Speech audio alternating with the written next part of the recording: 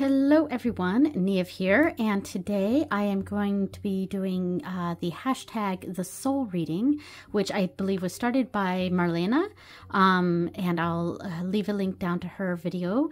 This is a spread that came from the Rachel Pollack book. I believe it's called A Walk Through the Forest of Souls. I think that's the name of it. I don't actually have that book. It is on my wish list though, so maybe someday I'll get it.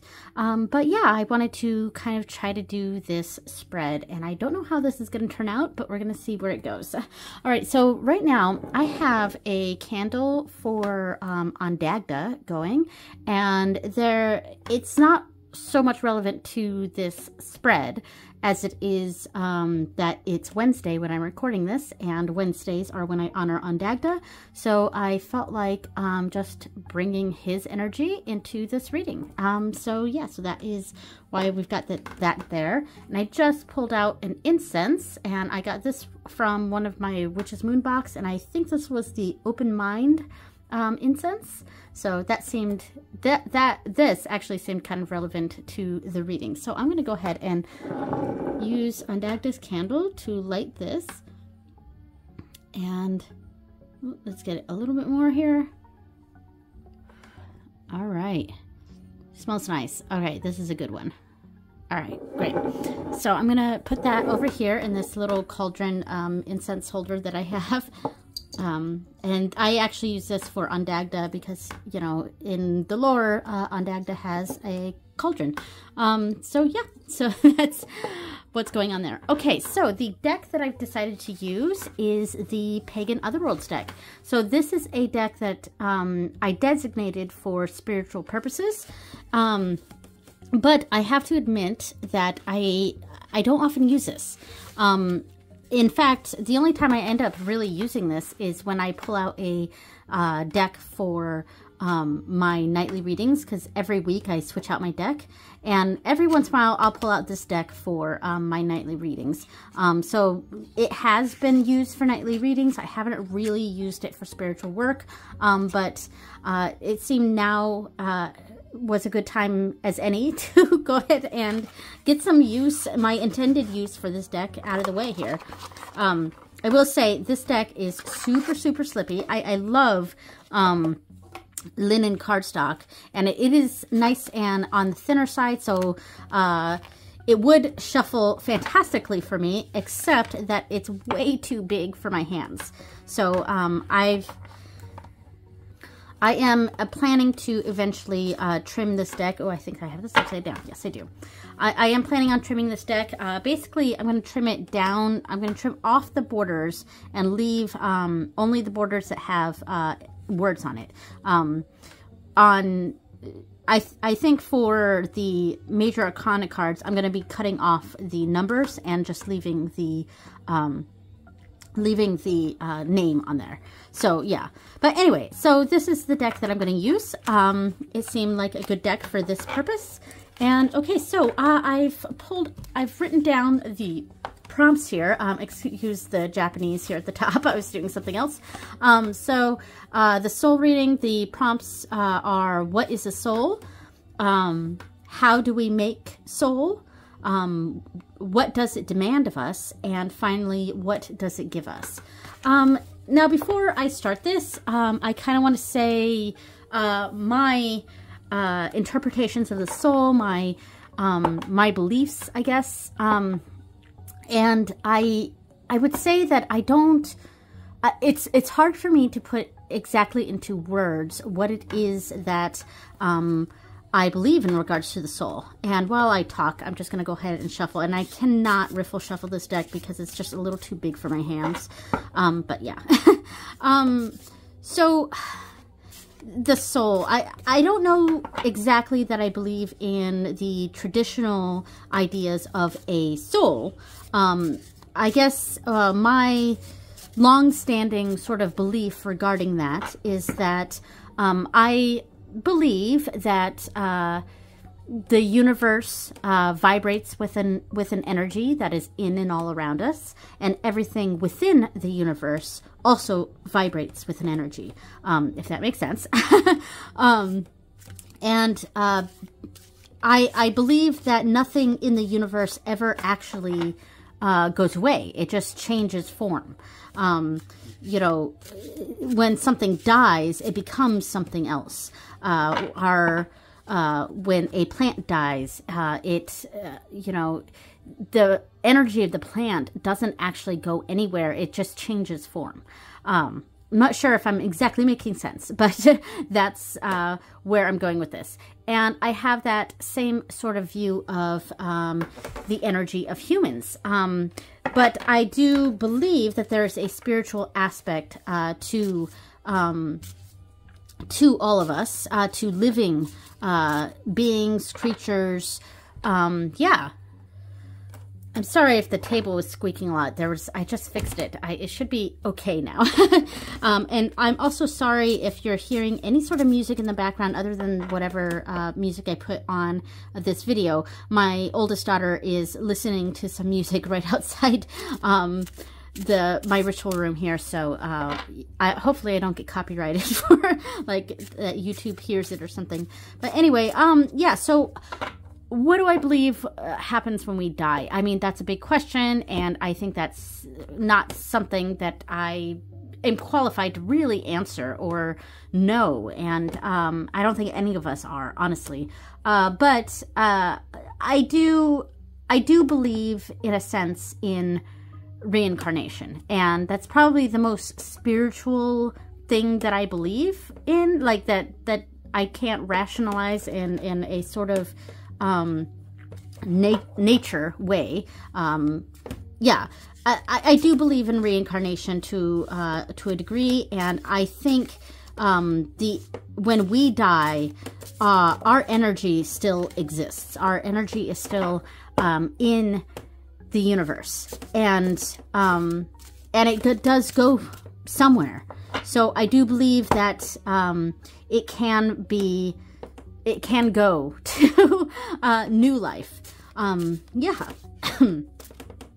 All right, so I've jabbered on and on. It's like 7 minutes into this, and I'm not sure I'm even making sense. I think I would have a more coherent like explanation of this if I wasn't on camera. I think the camera is kind of tripping me up a little bit here. Yeah, so I'm going to go ahead and pull out a card for each of these positions. And also, by the way, I pulled out my spiritual journal here. This is a Hobonichi journal here. I brought out my spiritual journal so that I can write down my interpretations of the cards.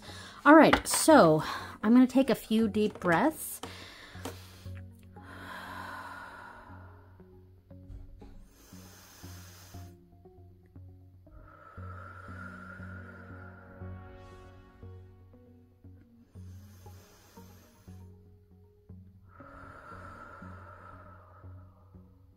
Okay, what is the soul?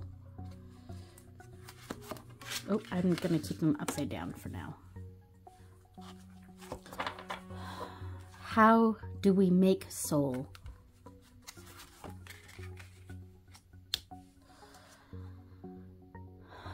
What does it demand of us?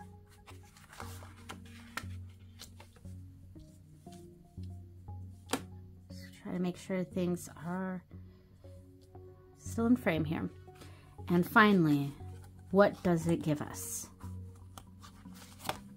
Okay, we got our 4 cards here, and I'm going to put the deck over here.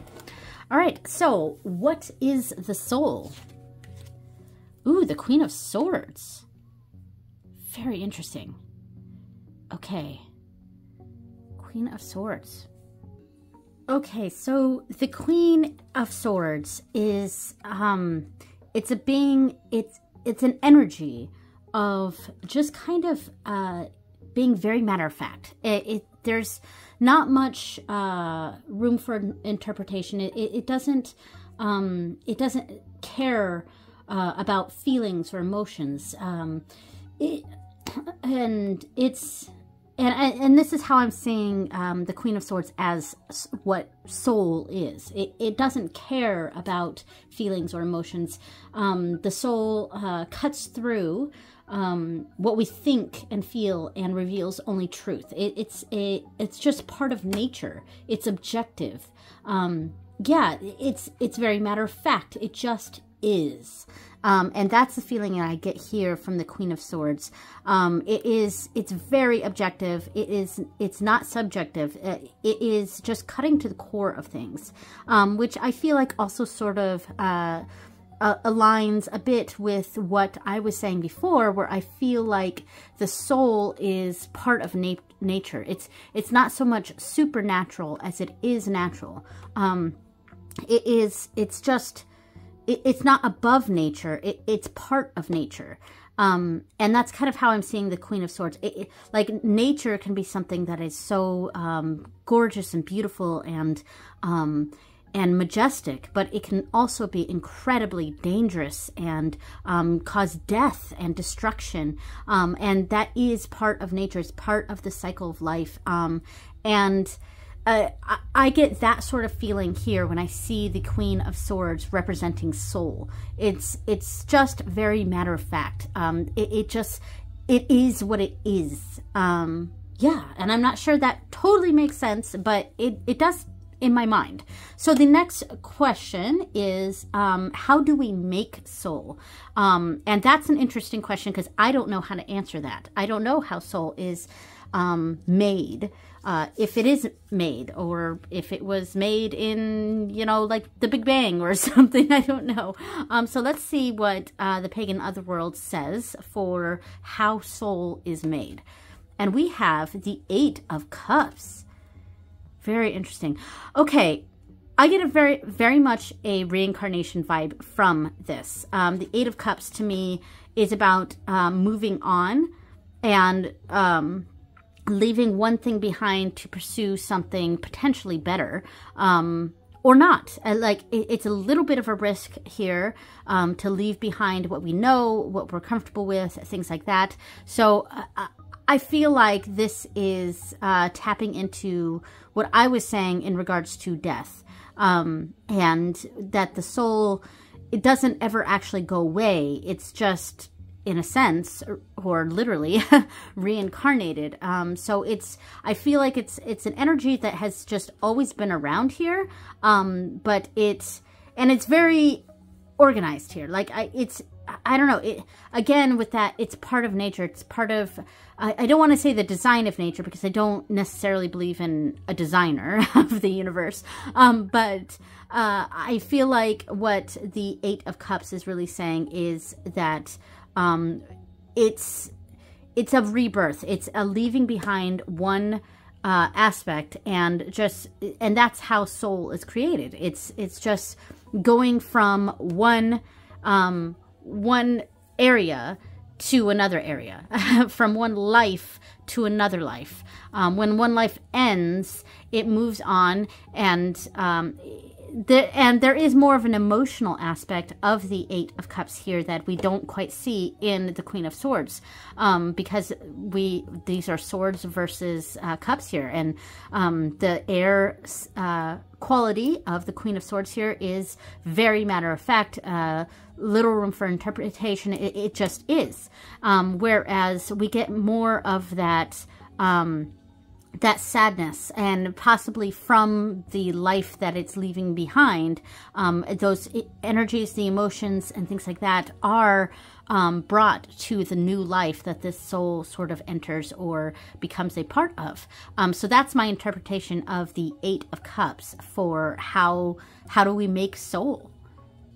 So the next card is, what does it demand of us?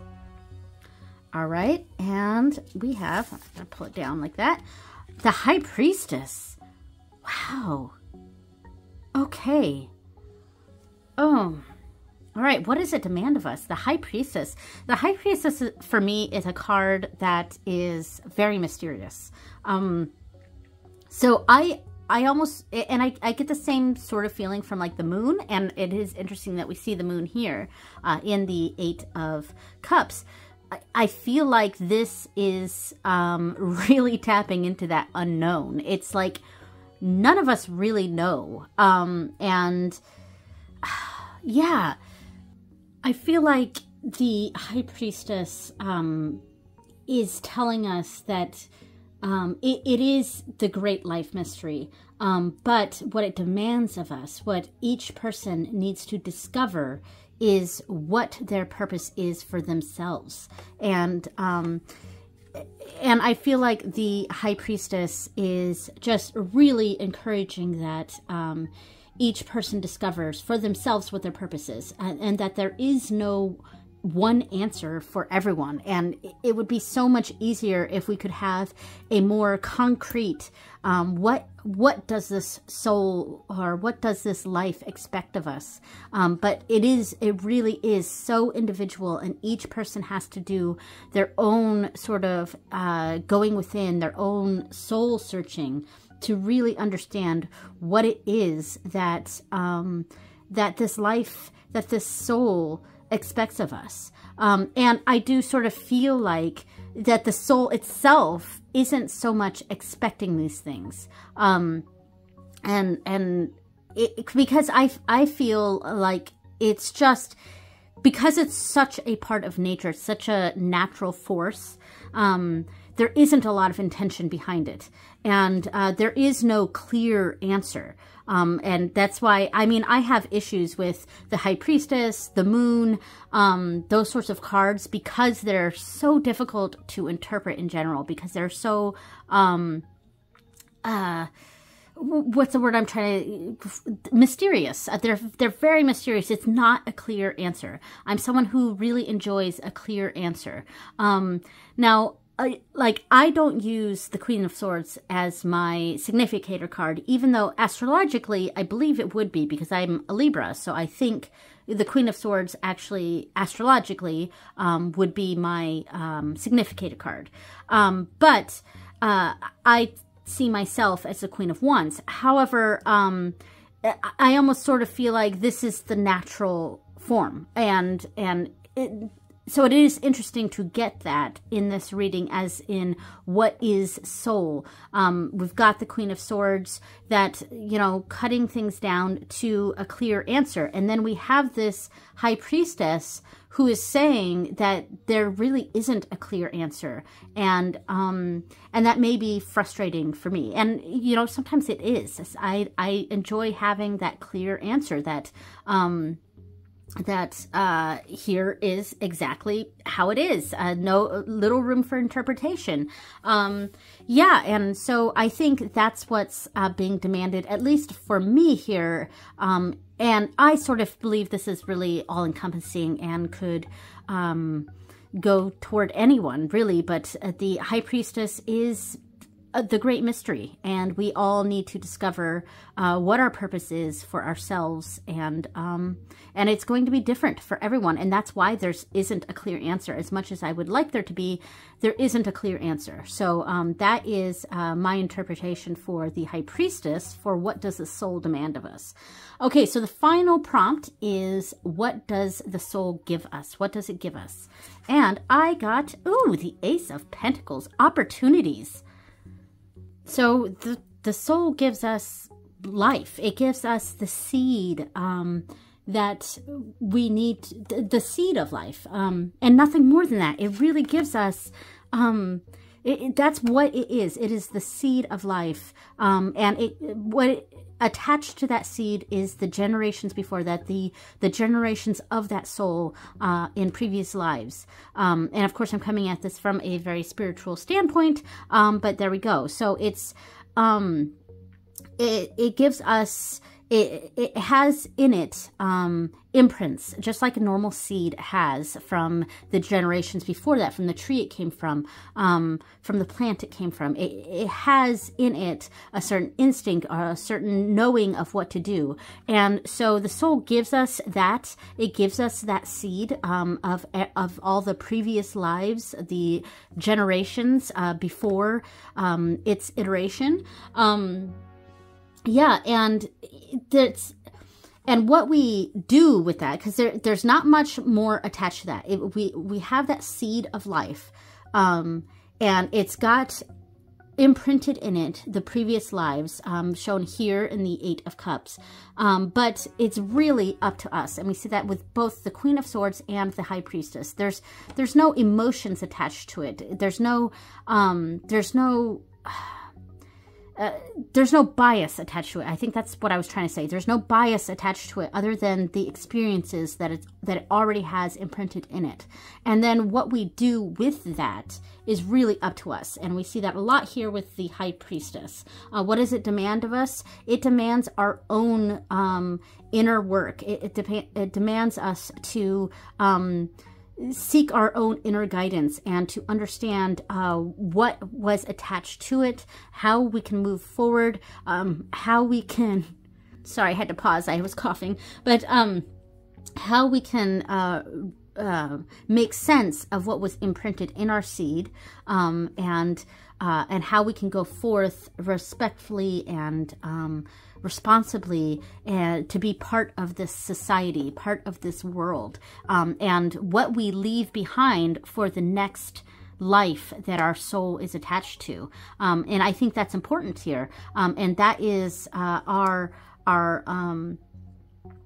demands here is to to think about that, the future, when our souls go from, well, that's one thing. I feel I'm slightly uncomfortable with the term soul. I think I'm more comfortable with the term energy. And yeah, because I think for me, the term soul just feels a lot more religious. And because of that, I do have a more difficult time really attaching a belief to soul because of the religious connotations. But I do believe we all have an energy, and that is how I'm interpreting soul for this reading. But when that energy leaves our bodies, when our bodies become lifeless, and that soul, that energy is out in the ether, out in the universe, and before, as it attaches to a new life forming, that is a new seed that we've passed on. So it's important for us, I think,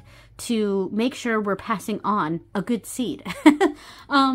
So yeah, that was a very interesting reading. I did like that. I wrote down, I paused after each card, and I wrote down my little interpretations here. And it was basically exactly what I was saying here. Yes, this was a very interesting reading. So you don't, like, this is not a one and done sort of thing. You could do this with you could do this multiple times, like a general check-in on what is my soul demanding of me, if you believe in that sort of avenue, or checking in on a life purpose, I think is what I'm trying to say. And that can evolve and change over time. And here I got, I think, a very big world view of what soul, or our own universal energy that we all have, reading here. It was more big picture instead of very specific. It was big energies here, this High Priestess of the mysteries of life. And that's very much how I got what this deck, the Pagan Otherworlds, gave me here, is just a more big picture sort of energy. I feel like maybe if I did the same reading with a different deck, I might get something a bit more personal for me, or a little more, even though I did feel like this did have some personal qualities to it that were specifically for me. In general, I felt like this was like very big world reading, instead of, it was very much a macrocosm instead of a microcosm of the idea of soul and life purpose. So anyway, I am interested in doing this reading again. I don't know when, but yeah, maybe I'll do it like once a year, and I'll do a video for it like once a year. I don't know. We'll see. All right, thank you so much for watching, everyone, and I will see you next time. Bye.